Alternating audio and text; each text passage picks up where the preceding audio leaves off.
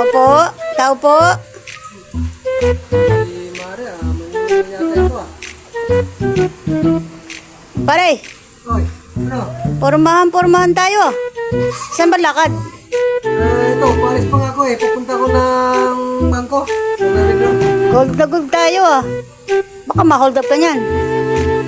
Hindi naman siguro. Magkano ba ang punta ko sa iyong babayaran? 50 mil pare, kailangan ko lang. Oo, sige. Pag balik ko kuya, bibigyan kita ng kahit 51,000. May tubo na yun. O, buo mo bibigay? Oo, kaya ko yan. Kung may lang ako, palis lang mo yun. Siya, sige pare, salamat. Few moments later. Tao po.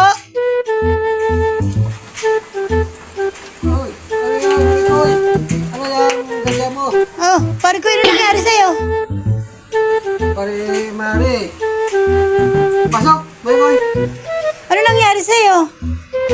Malamang... Yung sinabi mo ah, na hold up ako. Ayan, binugbog pa ako.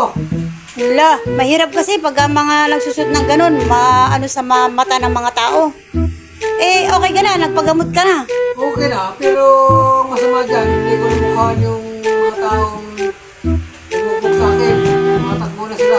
Nakuha lahat ng pambayad ko sa'yo. Paano ito ngayon? Paano yan pare? Kailangan ko yung pera.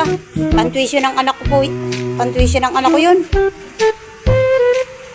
Eh, paano ba yan? Eh, di... Next time na naman.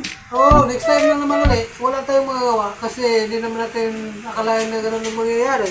Ito nga ang iyo. Pilay na pilay pa nga itong aking braso kasi binabali nila. Eh, siya, sige pare. Magpagaling ka na lamang. Magsabi ka na lang kung kailan ka magkakaroon ulit ng pera. Pasensya na, Maricoy ha. O siya, sige. Ganun talaga, hindi natin inaasahan. O siya, sige. Ako'y paalis na.